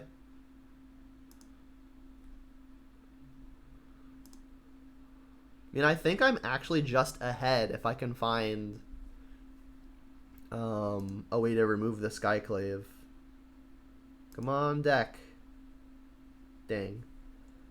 I mean, I've got an attack for 4/6. I think I just need to hit it off of this Clue.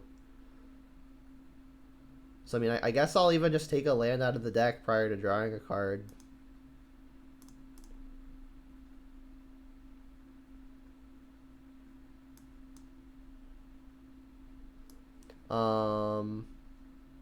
Yeah, I can still cast 4 mana plays after sacrificing Clue, so I can have this come in tapped to save the life. Alright. Big draw step.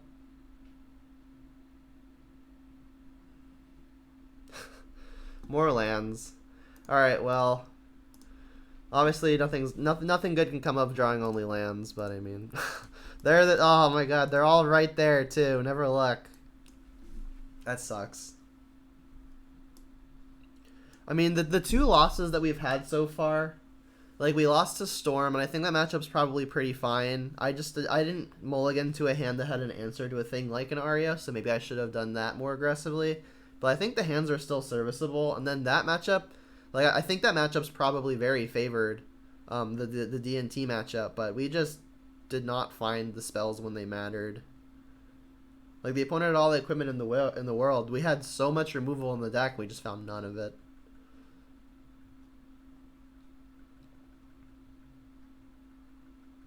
I think that was just a little bit of bad luck.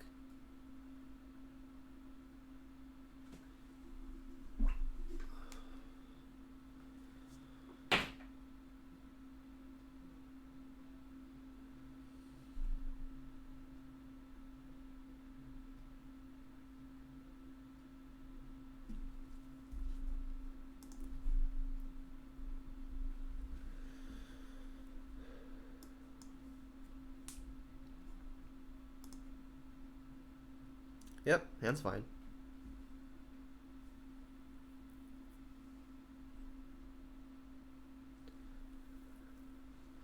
So I think I'm just going to go Overgrown Tomb here on 1. That sets me up for saving the most life if I draw something like Blackleaf Cliffs. Because like if I fetch Shock of Blood Crypt or Inquisition here, my mana is slightly more awkward if I draw Blackleaf Cliffs, but like every other land is kind of the same.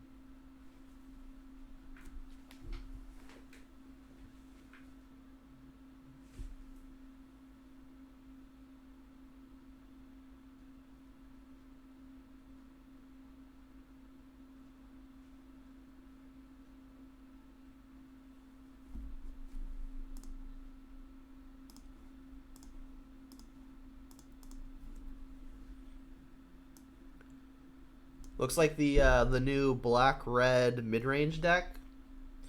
I can't take both Thoughtseize effects, so I think I'll just take the unique effect and Liliana.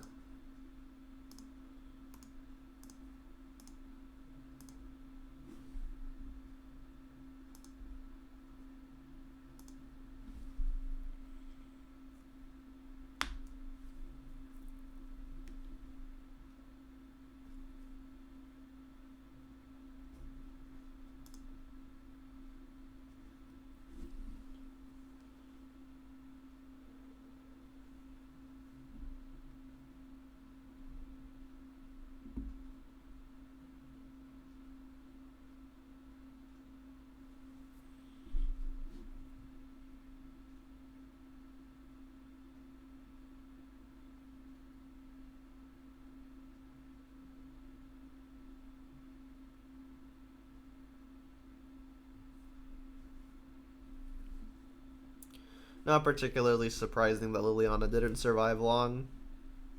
And Inquisition is actually a fine pickup, I think. Oh wow, they've got a Dark Confidant. Alright, well I'm taking that, given that I don't have an answer to it at the moment.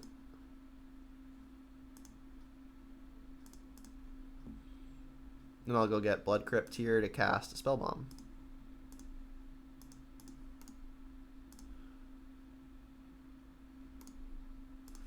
I don't see myself sacrificing the Spell Bomb ever without getting to draw the card.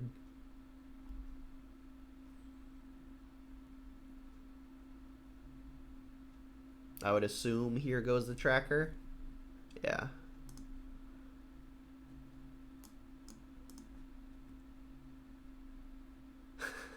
The stupid forest. I can't escape a Croaks off a forest.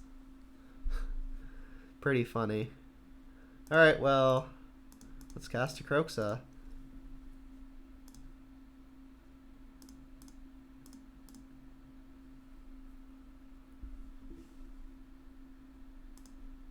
So their hand is only Chandra.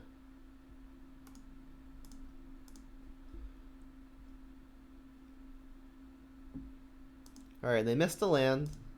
So they're far off from the Chandra, which is nice.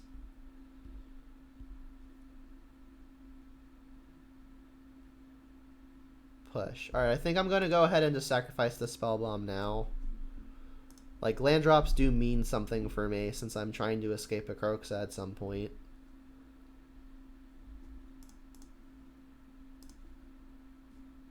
Alright, Glyph's a fine draw though. It's nice and big.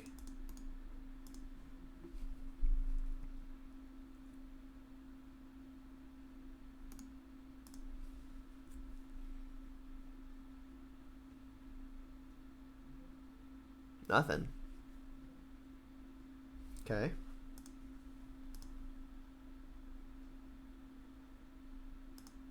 I'll leave it uncracked until I want to maybe revolt this Fatal Push.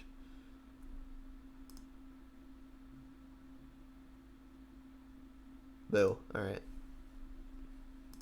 Alright, well that push isn't getting aimed at a Kroxa, so that's nice.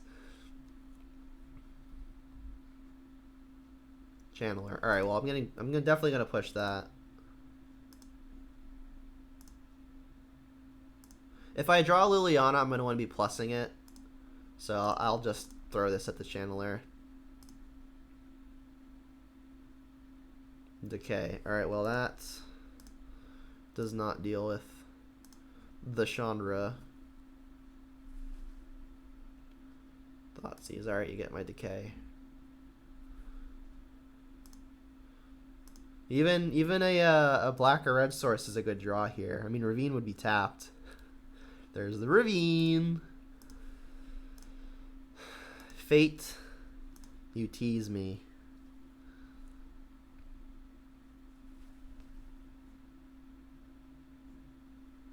Pyromancer is a good one. At least I don't have to face down the Chandra ever.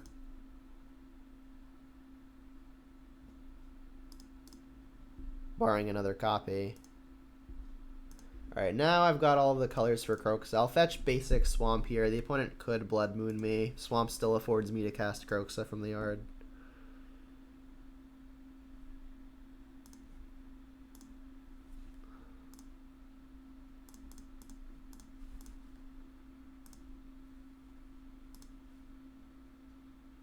I'm going to keep the artifact because I'm playing Tarmogoyf and the opponent isn't.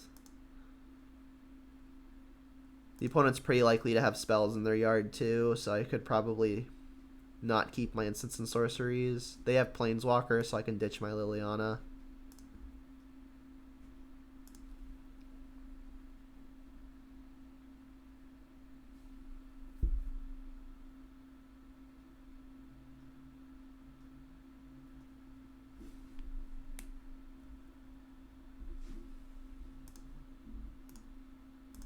Alright, and this Mire is not the worst draw. It represents second Swamp in the event they try to Blood Moon us, but I don't think Liliana is going to be the deciding factor this game.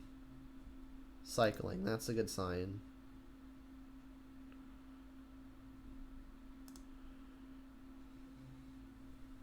Do I want to save the Mire for potential revolt? Yeah, it's pretty free.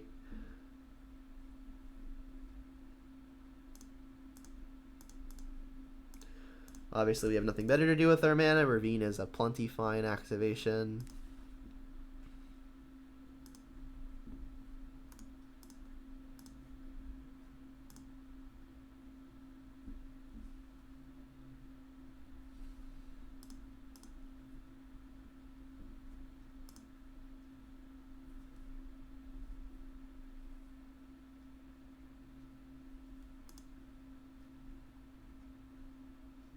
So no reason to hold the Verdant. Let's just play it.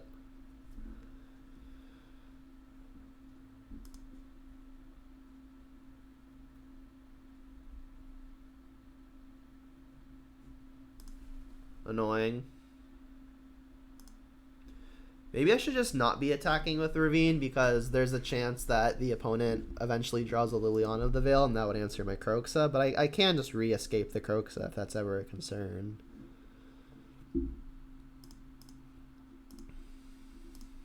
Yeah, I see no reason to fetch other than to take a land out of the deck. I'll leave it. My life total might come up.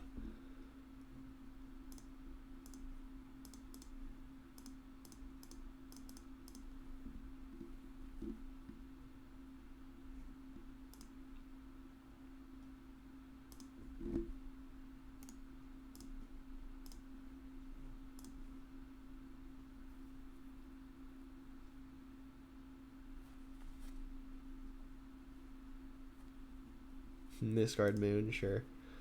Alright, so Kroxa must be blocked. Block. Yeah, that makes sense too. I guess the reason to actually not be playing these fetch lands is I could draw Tracker.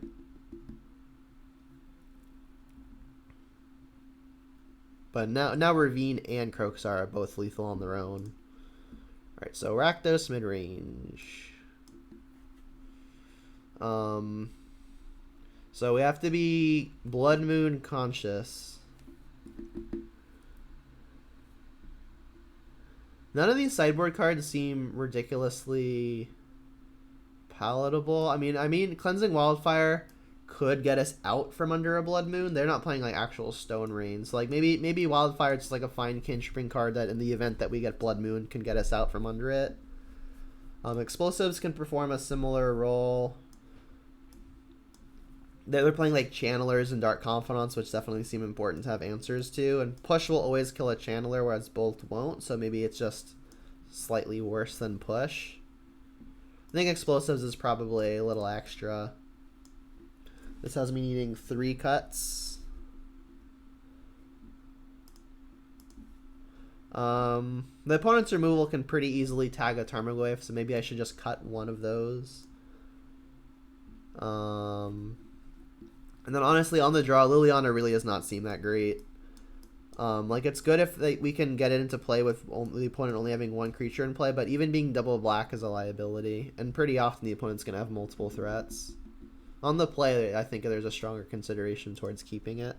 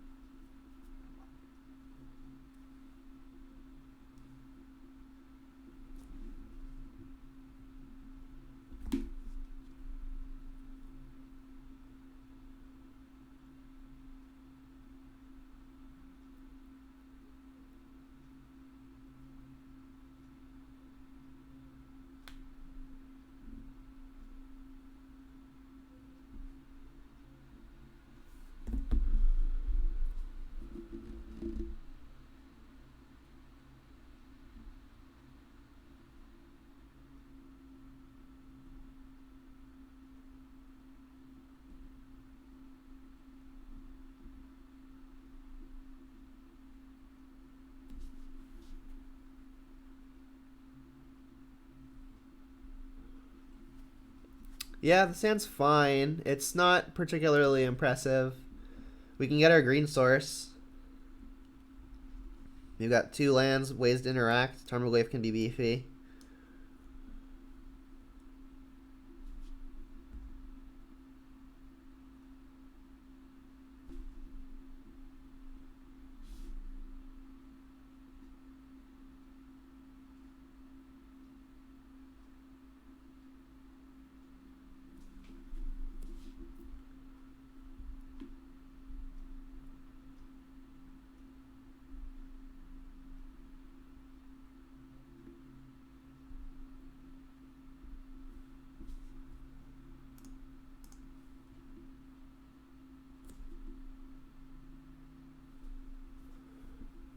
Alright, another land. Not the worst. Unfortunately, they both get forest.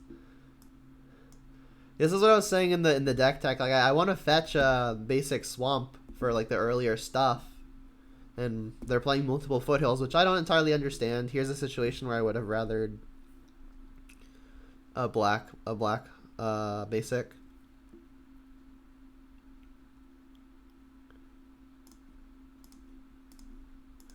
They also mulligan to 5. Kroxa, Bolt, Pyromancer. Alright, well, Pyromancer's got the potential to draw them back the most easily, so I'll take that.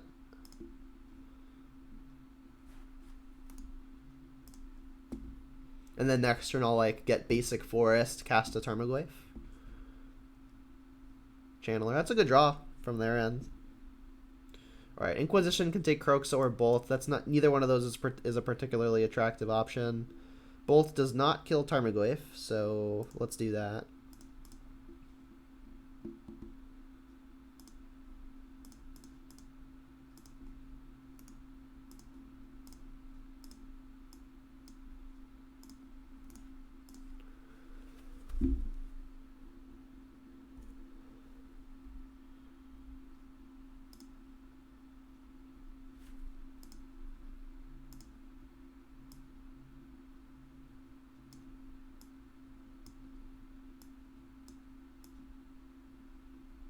A lot of windows.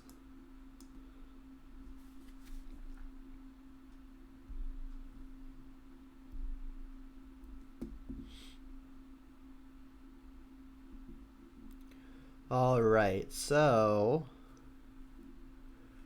Inquisition now takes the only card in their hand, which is Lightning Bolt. I really want the Spellbomb to deal with these Croxas, so we're not discarding that. I want the land. Inquisition's probably just fine here. Like, the turn coming up is likely to be, like, Inquisition, play a Spellbomb, crack a Spellbomb, so Wildfire is the only thing that doesn't really fit into that plan.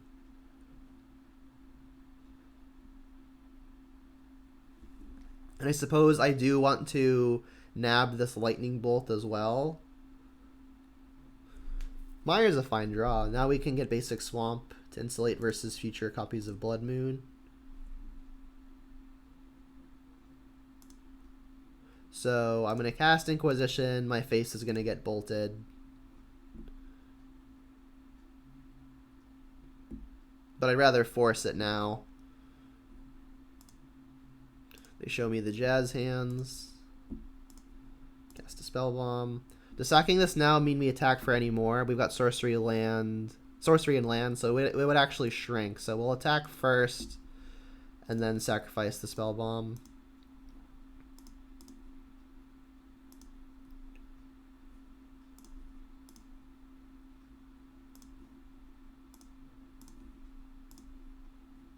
Alright, and Bolt can kill Pyromancer.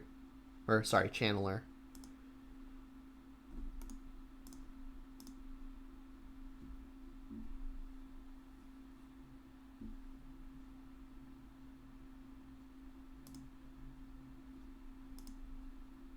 Land or land. Riveting options. Alright, I could just Bloodbraid here, but when I've got the option for 2 stronger plays, I guess that's not even true because I only have maximum 1 red. I think I'd rather just get this Channeler off the board. I'm so far ahead that I'd rather just... I think I'd rather just the win more strategy of go for the perfect win, which is them having as little resources as possible.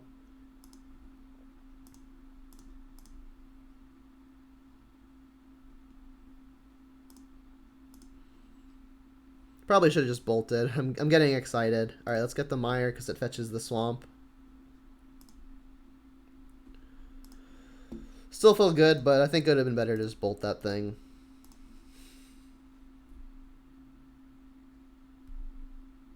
We can do both of these things next turn, though. So, like, from a double spell perspective, this play is better. But I think maybe, like, just not giving them the ability to hit something potent is probably strong. Like, if they hit, like Hazoret here, Hazoret could be hefty.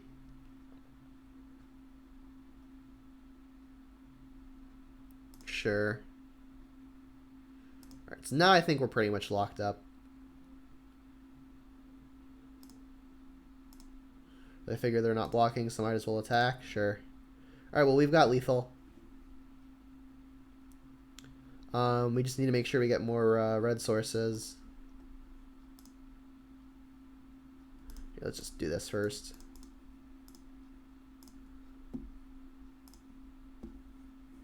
No.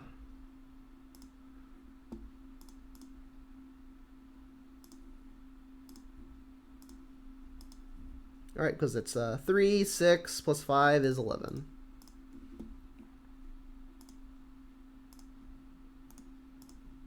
Boom. Alright, so we did that in under 2 hours, which was nice.